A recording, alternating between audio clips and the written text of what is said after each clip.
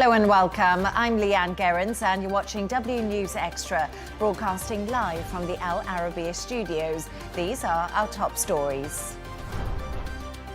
France has plunged into political crisis as Prime Minister Francois Bayrou loses a vote of confidence from his own MPs.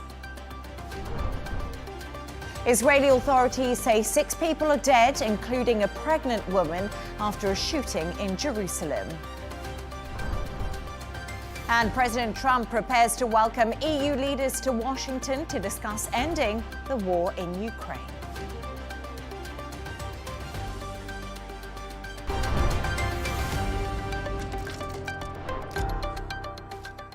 Now, the French government has collapsed as Prime Minister Francois Bayrou has been ousted by Parliament after losing a vote of confidence. With the country on the brink of an economic crisis and potential civil unrest predicted, French President Emmanuel Macron's political future is also now in doubt. To discuss this and all of today's stories, I'm joined by Dr. Elie Al Hindy, Chairperson of the Department of Security and Strategic Studies at the American University in the Emirates, and also Dubai 92 presenter Jono Hayes. Dr. Elie, dramatic day today in France. It wasn't unexpected, but this plunges France into even more turmoil. We mentioned political and economic crisis. And what does this all mean for Macron? That's true. That's very true. It is not unexpected. But definitely what's coming is going to be even more difficult for Macron specifically, but for France more generally. This instability has been ongoing since President Macron decided to go for snap elections a year and a half ago. And since then, he hasn't been able to reach that stability because the parliament is significantly divided into 3 parts between the left, the center, and the right, and none of them has the ability to create a clear majority. Since then, he's been trying to have somebody in the prime ministry that he can, coexist with, as the term in French politics is, but it hasn't been easy, and now it's going to be even more difficult. But the more problematic point is that Bayrou is falling because of his budget policies that are harsh requirements by the EU to cut the deficit significantly and to cut the spending significantly. The most probable thing that's going to happen is for the left, center-left, to take on the lead. But can they do these cuts? Can they follow these requirements of the EU? This is where the answer is completely not clear. And if they come to power, it's completely unexpected what they will do, and will they be able to do these decisions? Yeah, absolutely. And I think that's a really good point, because lots of analysts have been looking at this and they're saying it could be the left who is going to become the next prime minister in order to keep the coalition government in France intact. But you know what, Jono? France's finances have been in the picture so much. Dr. Elie mentioned it there.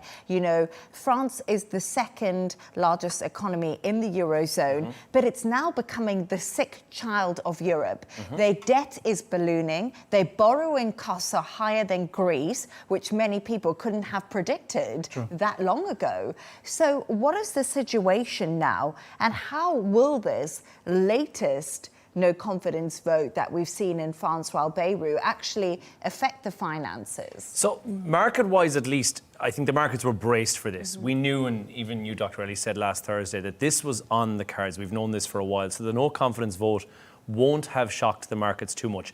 What may shock the markets is on Friday, that the Fitch review happens on Friday. That will check France's credit and see where is it at now. Currently, it's at AA negative. It may go down, and if this negative outlook means it goes down, that will mean higher borrowing costs, and that's the last thing France currently needs. As you said, it's correctly between Greece, Italy, and France, which I don't think anyone ever could have predicted. However, they haven't had a balanced budget since 1974, so one might argue that this has been on the cards for a while, and that the deck of cards that has been dealt to this government may not exactly be the fairest one. So politically now, the instability that's here may lead to a knock-on effect with that. But for right now, when you look at the GDP, on paper at least, it looks like it's not exactly performing how it should be. So Friday will tell a lot. Markets will remain probably stable until then. Likely Monday or Tuesday we'll see a knock-on effect. And Bayrou will remain in power, by the way, until such a point that a successor is appointed. So we have got a little bit of an intern period now where we don't know exactly what's going on. And I think the markets may reflect that. And you know what, Dr. Elie, you mentioned it there, that Bayrou, he will obviously hand his resignation letter into Macron. You know, the formalities will happen. He'll stay in place until a new prime minister is elected. Deja vu, I feel like, from when Michel Barnier went through the exact same thing just 9 months ago in France. He was a seasoned politician. You know, Dr. Elie, when you think about Michel Barnier in the grand scheme of the European Union and how long he's been in the political sphere. But I just wonder right now what this actually means in reality for Emmanuel Macron. How weakened is Emmanuel Macron? And also, another thing, where does France really go from here? Well, we saw with the European elections that he is no longer the main popular figure in France, and that Le Pen took a lot of advance with the right-wing coalition that they had. This is when he called for the snap elections. That didn't turn out for his benefit. And since then, as we said, the continuous instability, burning through key figures like the people who tried to bring some stability. Meanwhile, this is not working out, and whoever is going to be next is going to be in even more unstable because of the economic pressure that Jono presented. I think Macron is really suffering in the internal scene, and I think his coalition, the center, the ensemble, is going to lose even more with any upcoming election. That's why I think he's going to hesitate to call for another snap election. But if things don't work out well, if the coexistence doesn't work well, if the EU pressure on a clear budget, on a less deficit budget are increasing, then something needs to be done. It's not going to be in his favor at all. Theoretically speaking, he could call a presidential election could be called, and we've seen that there's already been calls for him to stand down. I don't think he's going to go anywhere in this. Not really, no. Likely he will appoint a new prime minister, but it's so fragmented. This assembly is such a fragmented assembly that I don't see who's going to come to the fore to have a success here. And I don't think a snap election, they can run the risk of that, because Marine Le Pen likely could have great gains in that. Oh, I think the argument for a snap election is, again, another hung parliament. And again, we're in the situation that we're in now. It's a coalition government that comes in to rule the country, and they can't pass things like a budget to bring down the deficit that France is facing. But another thing I wanted to speak about, Emmanuel Macron. We talk about this internal political crisis that is, of course, happening in France. What about on an international stage, Jono? How is Macron doing on that kind of front? So I think it depends on who you ask. I think he's had massive losses in Europe with regards to popularity, but then you have to look at the Anglo-Franco relations, which are in a place that they've not been in a very, very long time. Sure. Due to that state dinner, the visit which took place as well. He really did a lot of solid favours for those relations there. But I don't think there's a comparable Franco-Germanic relationship. I don't see anything else that's happening in Europe that would say that he's very likeable through Europe. But I can base it upon the UK, saying that I do think he's a liked character there. But it's not based upon his political prowess, for sure. It's based upon the fact that he came over for tea, he sat down with the king and said, let's make some deals here with regards to immigration. But then the one-in, one-out deal on the immigration crisis in the UK was seen as something that was a big step forward between the two countries. Dr. Elie, your impression of Emmanuel Macron on the international stage? Catastrophic. Definitely closer to the UK for the reasons that Jono mentioned. But the guy has not succeeded in any endeavor that he has done on the international scene. In Africa, his policies were a catastrophe. In the Middle East, his policies were a catastrophe. And the mere success of getting some deals for Total here and there in Iraq and in a few other places, these are the only achievements that he can present for his people on the international scene. Even the core of Europe, which is Germany-French relations, even that is not as well as it was before. He is really not a very successful foreign politician. He is not a very successful diplomat. But we have to remember, this guy came out of nowhere and gained the full spectrum of the French support, and now his popularity is deteriorating. So definitely it's let's say, a case that we need to study well, but I think it is already on the back steps, and it is going to be waning with the upcoming elections. Yeah, very interesting conversation. Thank you so much for that talk on Emmanuel Macron and his catastrophic, according to Dr. Elie, international stage presence. Let's move on to another story now. And Israeli Prime Minister Benjamin Netanyahu has visited the scene of the Jerusalem shooting, where at least 6 people were killed earlier today. Dozens of people were seen running from a bus stop during Monday's morning rush hour. Paramedics say a further 15 people were injured, with 6 in a serious condition. Israeli police say 2 attackers were neutralized soon after. Here's what Netanyahu had to say. We are now pursuing and surrounding the villages from which the terrorists came, and we will track down everyone who assisted them and those who sent them. We will take even harsher measures. I want to state as clearly as possible, these murders and attacks on all fronts do not weaken us. They only strengthen our determination to accomplish the mission we have set for ourselves in Gaza and Samaria and everywhere. So, Dr. Elie, we heard from Prime Minister Benjamin Netanyahu, who did attend the scene today.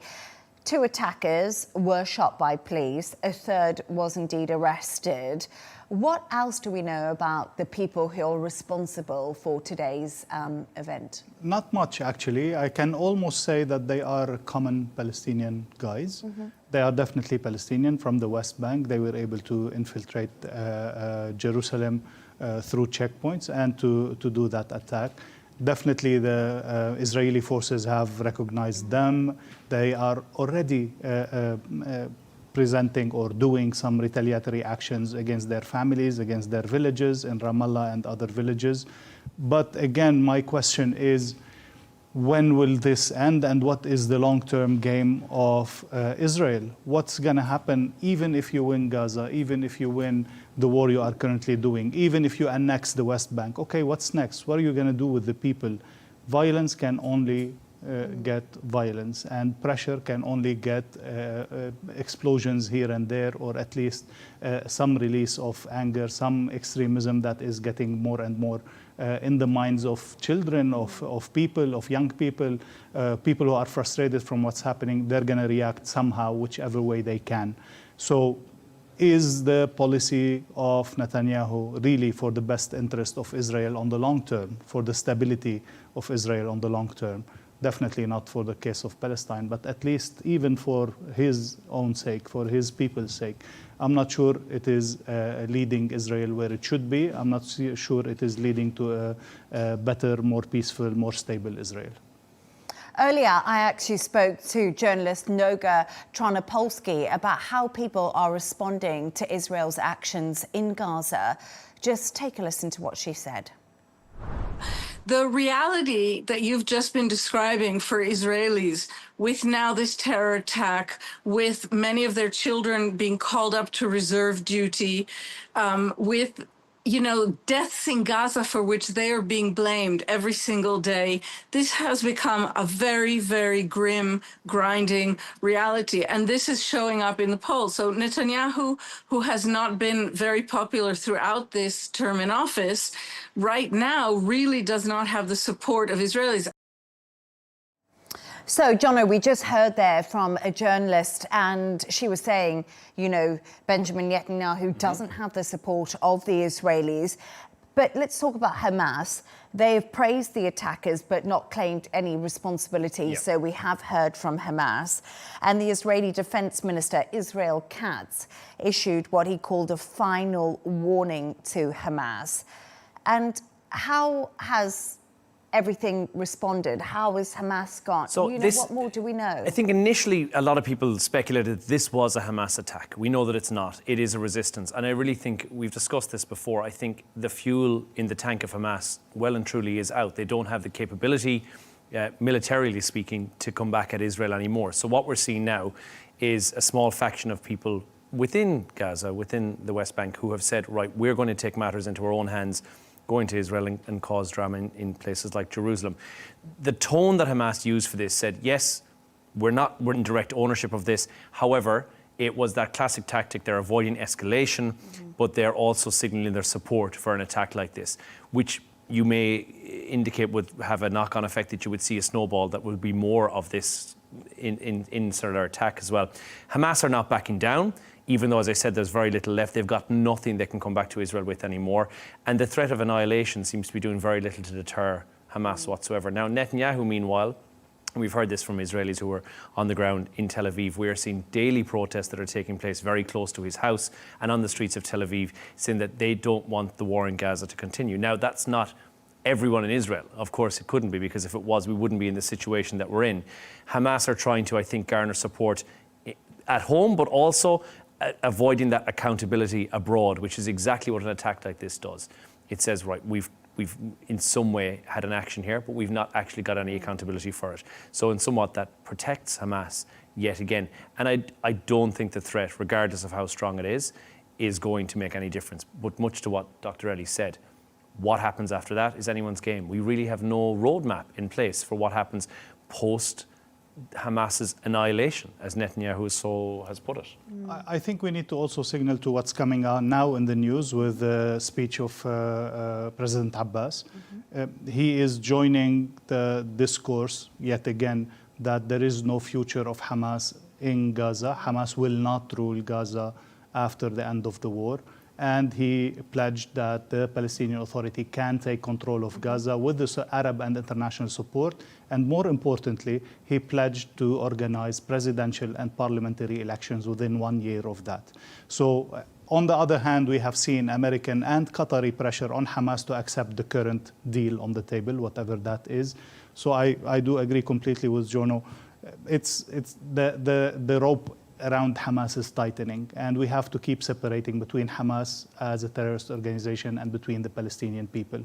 The anger and the feeling of resistance in the Palestinian people is going to remain there. But Hamas, definitely its days are ending, and it has to recreate itself in a more peaceful, in a more political way, rather than a military fraction. And you have to wonder how many members of Hamas are still left. When we initially started talking about this, and when we post October 7th, when we started discussing how many members there were of Hamas, it was estimated to be 10 to 20,000. With over 46,000 people having been killed in Gaza now, you have to wonder, well, 40% is what Israel say of those were terrorists. That seems pretty close to the 20,000 mark to me, which means there must only be single-digit figures of Hamas terrorists remaining in Gaza. If that's the case, or if it's a number of thousand and the annihilation is close, I think at least with Abbas, there is now some sort of a roadmap in place from their point of view. But Israel haven't reciprocated and given us any idea for what their plan is once this annihilation takes place. And that's the big question here, because, you know, Abbas can come through and say the PA will have these plans, but will Israel actually allow that to happen? That's one of the big questions. And will the international community support the PA in doing that? But another thing is, it's the ideology that we've been speaking about so much. You can annihilate Hamas, but does the ideology ever actually leave? And I think that's a big question that a lot of people have been asking. And a very legitimate question. But from the other side of the coin, I say that people are fed up of wars and ideologies and never-ending death and never-ending war. And the people of Palestine, like every people around the world, simply want to live in peace in a state that they govern themselves in. So, especially with the absence of Netanyahu's day after plan, it's not there. He's doing the war. He doesn't have a plan for what's coming after. In the absence of that, any viable solution, I think he will have to accept the PA formula somehow, a reformulated PA with direct international or American or Arab presence somehow. This is the only way out. Unless he accepts that, it's going to be a never-ending war with no winner in sight. And I think that is an absolute massive concern that everyone has, the international community and many people. Why are we talking about the day after right now where there's no plan in place?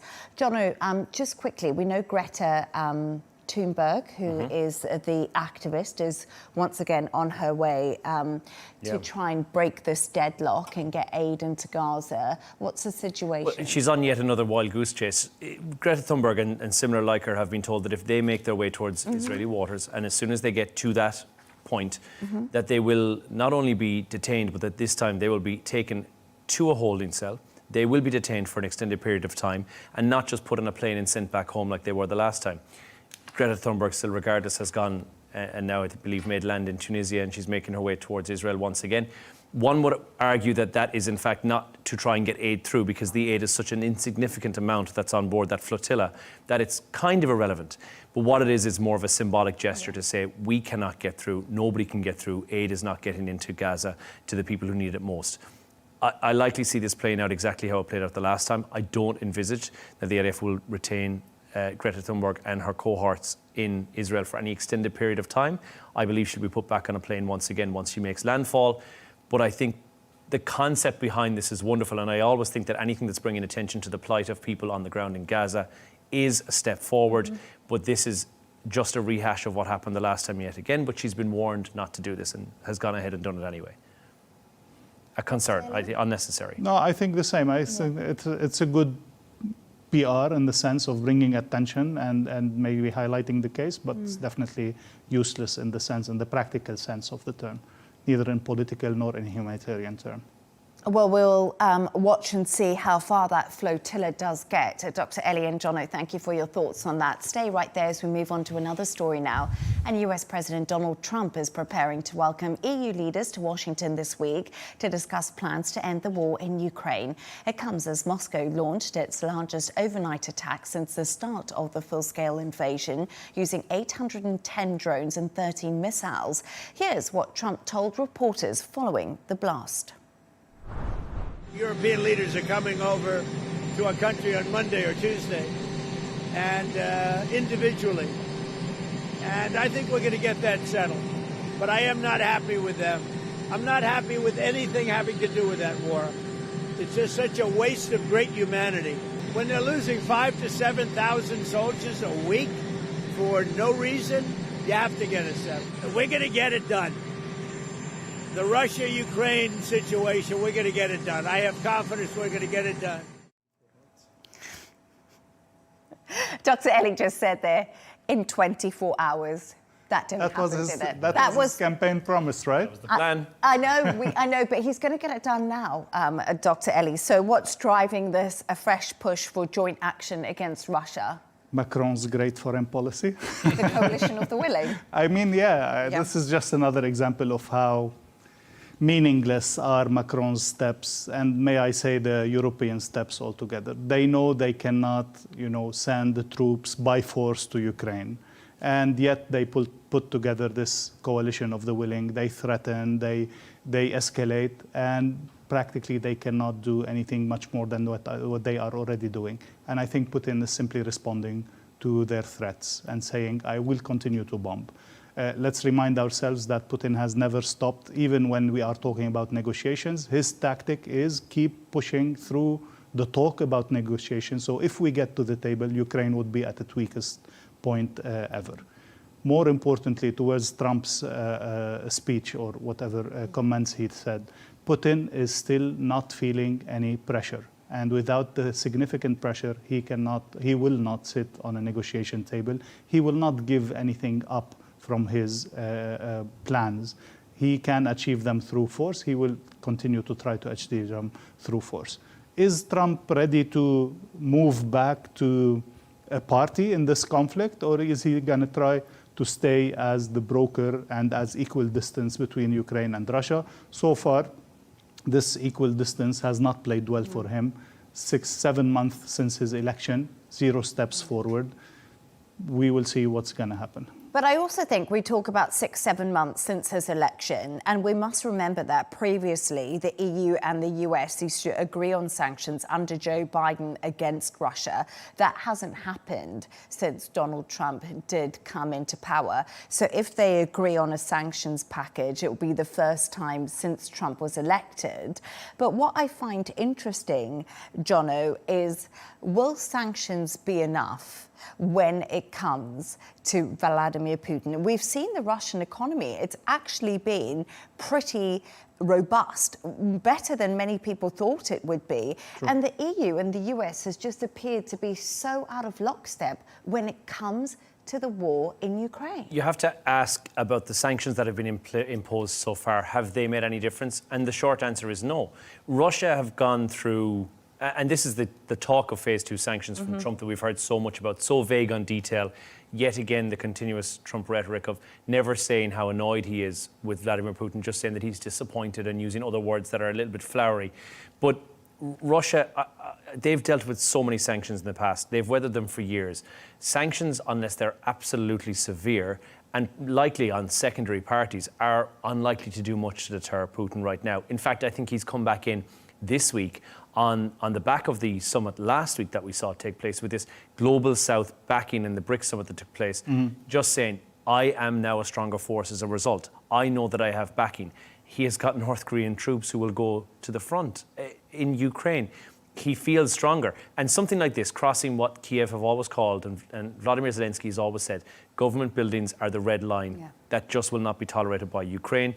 To then go in, I think Putin feels embodied in the last week or so. He's taken on this new persona where he knows he has backing, and therefore he will go ahead and do whatever he thinks is right to try and get this war further progressed. And I think many people would agree with that, and especially after we saw Vladimir Putin go to China, meet Xi Jinping. He also, of course, we cannot forget, was brought back onto the world stage by President Donald Trump himself just 3 weeks ago in Alaska.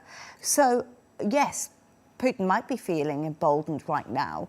But Dr. Elie, what is the answer here? We saw the US put secondary tariffs on India up to 50%. In many ways, people argue that is pushing India closer towards China. But China is actually the biggest buyer of Russian oil. So is the answer now for the EU and the US to put these secondary sanctions on China? Definitely, with the BRICS development, with that coalition happening, with all the late events that Jono mentioned, Putin has more leeway in avoiding sanctions or in surviving under sanctions. But still, don't underestimate two things. Still, the power of a EU-American coordinated sanctions. These are going to have a significant effect even on China. And also the internal economic situation of Russia. Yes, it has sustained so far. Yes, it has managed to go around. But eventually we know for a fact that this internal situation is deteriorating. His military capabilities are deteriorating. He's using now more drones, more long-range things rather than direct front confrontation. It cannot be sustained for much longer, and Putin knows that. He definitely has the tools between his hands, and if these tools are not taken away, he can drag it more longer and get better results, but he is not completely comfortable in continuing this war for another year. I don't think that's the case, and American pressure will definitely make a huge difference, maybe not a decisive one, but will definitely push Putin at least to sit on a negotiation table. And I think it's, like you said, it's the cost factor as well. You have to take into consideration it's we're currently at 450 billion US dollars is what they've spent on that's what Russia has spent on this war so far. How long can he continue at this level of spending, where we're seeing billions turned over and over every single month being spent on a war that really is getting no further to a solution? There will be, and we've said this, the Donbass region will be what will effectively come down to it. If Vladimir Zelensky does not relinquish that territory, no peace deal will be reached. But you have to wonder how long Russia can also continue on that. And I think it's really a good point, because I do think that sometimes we've looked at this and we've thought that maybe Donald Trump has almost tried to hold negotiations with Putin and not put the sanctions, tried to bring him to the table. And a lot of that is to bring Russia's economy back into the world stage, because Russia has a lot to offer and they're the most sanctioned country in the world. But I guess the argument is, was Donald Trump overlooking how hard the negotiations would be to bring peace in Ukraine? Because remember, Ukraine did the minerals deal. So the big question now is Donald Trump going to be looking at this like the EU are looking at it, and both countries can get on board together? We have to also remember that Putin's vision of what's going to be the day after in Ukraine has been almost approved by Trump and has been offered by Trump to Putin. So nobody's talking about Russia withdrawing completely from Ukraine. Nobody's even mentioning the NATO and Ukraine joining the NATO. These things have been given already by Trump for Putin, yet Putin did not budge and did not properly sit on a negotiation table and show that he is serious. So this is where we are. This is a big disappointment of Trump. He expected that his friendship with Putin is going to make the whole difference. No, it's not. Things are more serious, more deep than that. He has to change some tactics in order to, again, pressure Putin enough to bring him to the negotiation table. And even I think the olive branch of sorts that was extended when we saw at the summit last week in Putin to say, I'm willing to meet with Vladimir Zelensky, let's go to the table, let's do it in Moscow. That in itself even is, it's ludicrous. That's not likely to be the scenario that should play out, nor should it ever be. But I think Trump has, like you correctly said, overestimated perhaps how quickly he can have this done.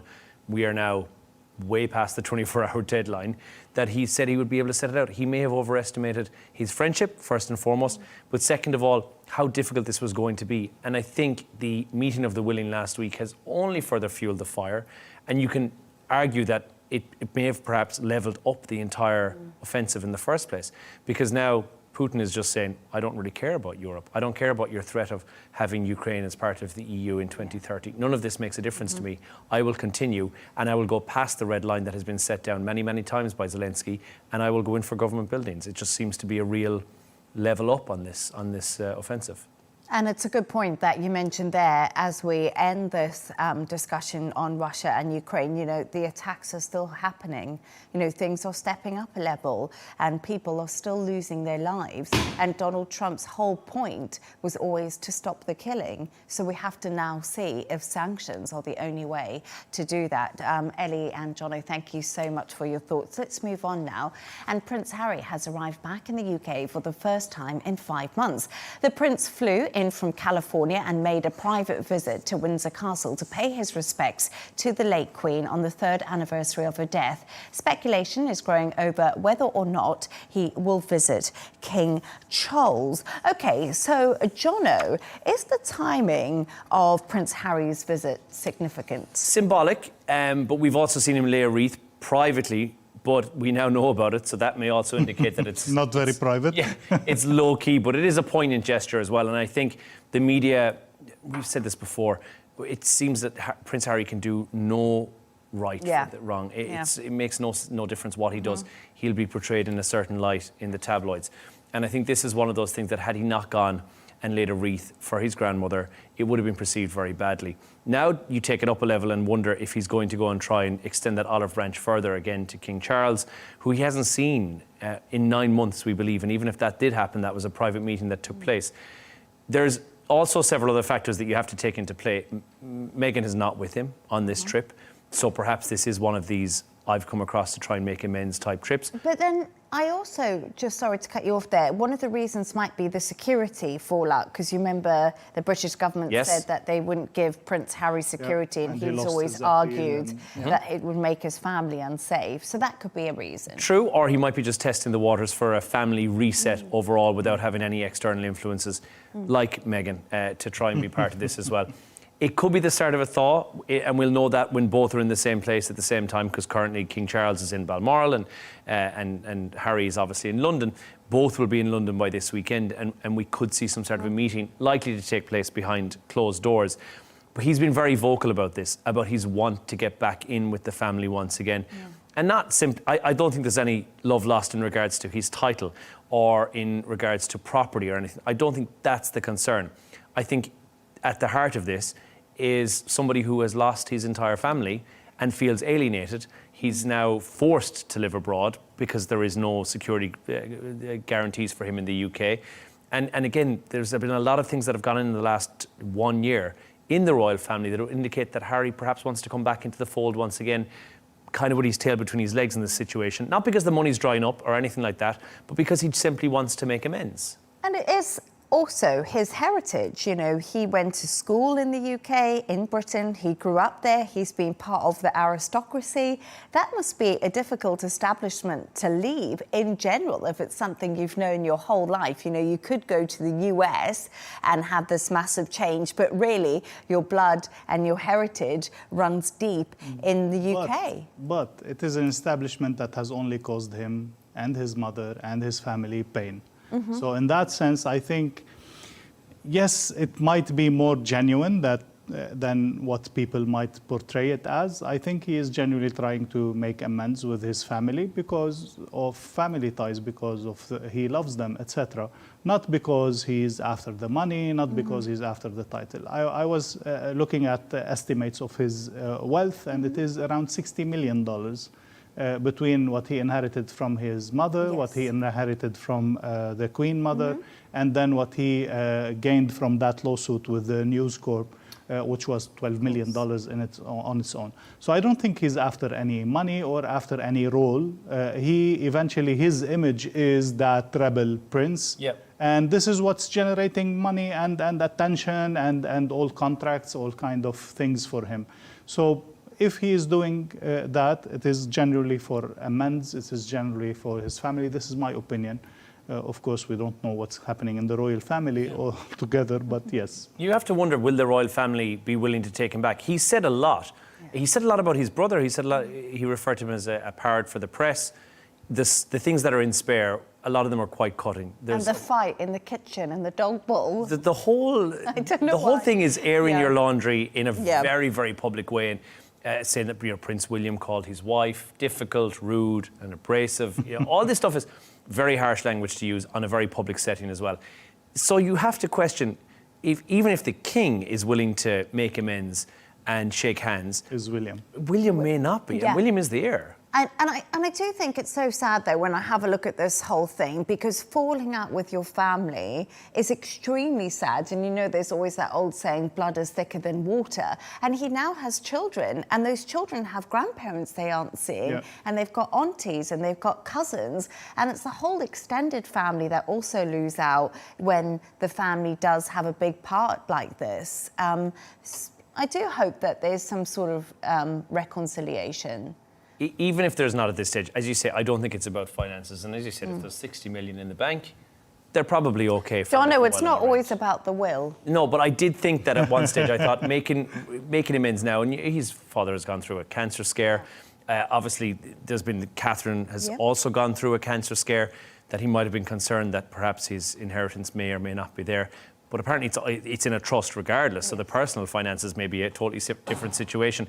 But perhaps he's just over to try and make amends before anything untoward and touch wood it doesn't happens, so that he makes sure that he gets some sort of... The question is, do you blame Meghan for all of that, or him? But this is the Wallace-Simpson argument that you go back to again and again, and when you look at King Edward and when he was in power, was it Wallace-Simpson? You don't know whose fault it was.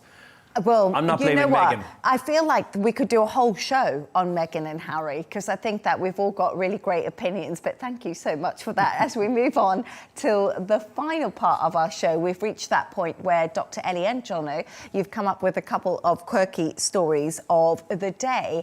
And Dr. Elie, I want to talk about yours, because I couldn't go onto social media last night without seeing this red moon scenario that everyone was posting about. Beautiful or scary or crazy, this is all the debate about it. It was definitely spectacular. Did you see it? Of course. Oh, did you? I forgot, and I was walking my dogs. I could have just looked up.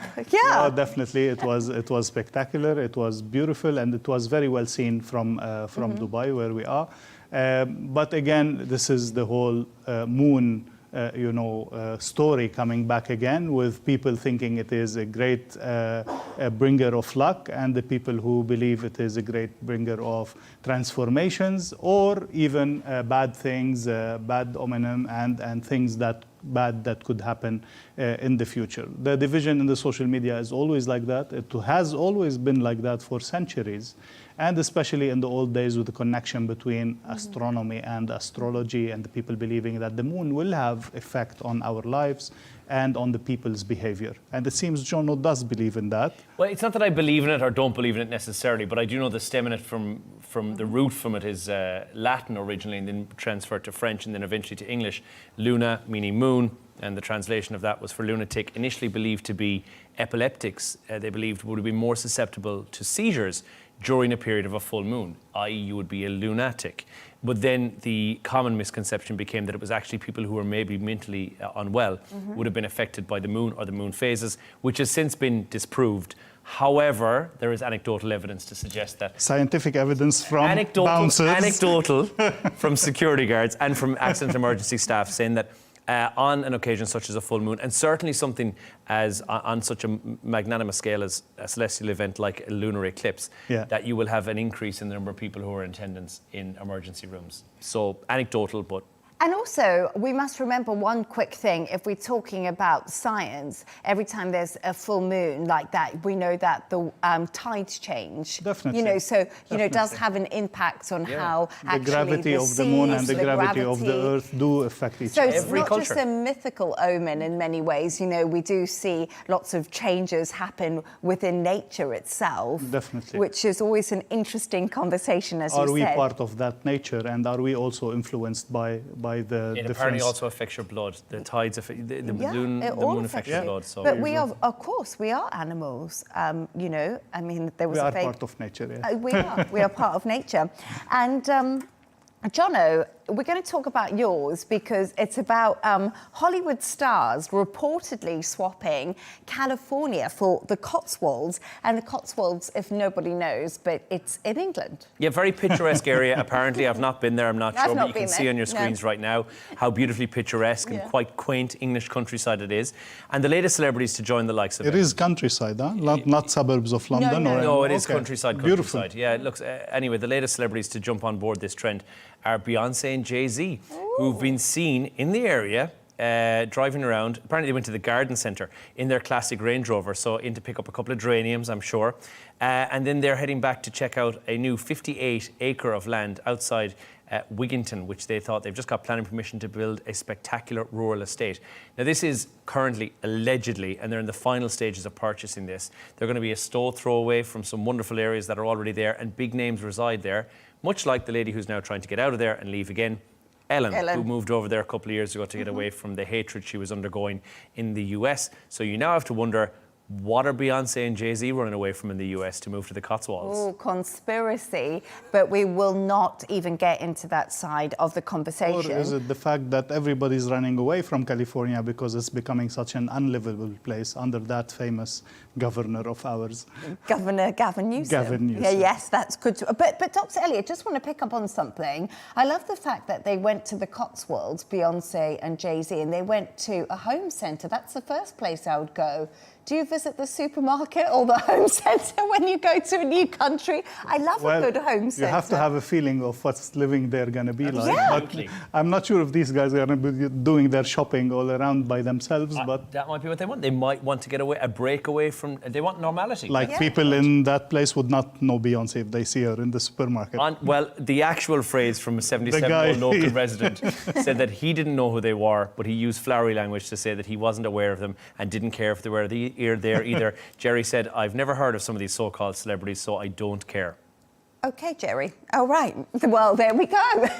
Thanks to our guest, Dr. Elie Al Hindy, Chairperson of the Department of Security and Strategic Studies at the American University in the Emirates, and Dubai 92 presenter Jono Hayes. And that's all from us on W News Extra. Don't forget to subscribe to our YouTube channel and, of course, follow us on X. G&T with Michal Prendergast is coming up next. Goodbye and thank you for joining us.